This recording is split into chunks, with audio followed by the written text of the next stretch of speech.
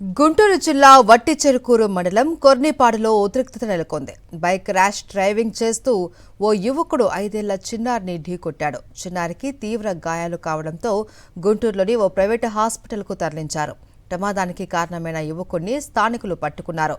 విషయం తెలియగానే సదరు యువకునికి కాపాడడానికి స్థానిక తెలుగుదేశం పార్టీ నేతలు రంగంలోకి దిగారు. ఈ సందర్భంగా ఇరు వర్గాల మధ్య వాగ్వాదం నెలకొంది. కాగా గ్రామంలో శాంతి భద్రతల సమస్య తలెత్తకుండా భారీగా పోలీసులు మోహరించారు. యాక్సిడెంట్ చేసిన యువకుడిని వదిలేయమని పోలీసులు అంటున్నారు.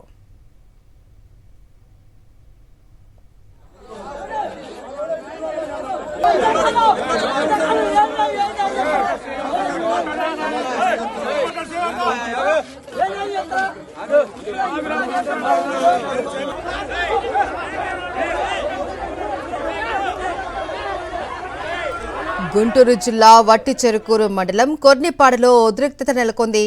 బైక్ ర్యాష్ డ్రైవింగ్ చేస్తూ ఓ యువకుడు 5 ఏళ్ల చిన్నారిని ఢీకొట్టాడు.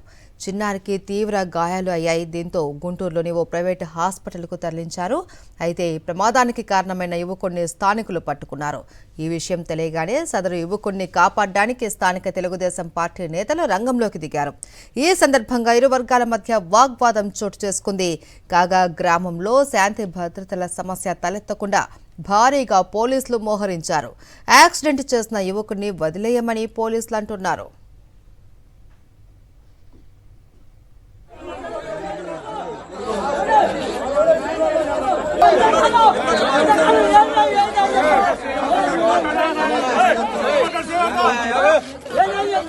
అదే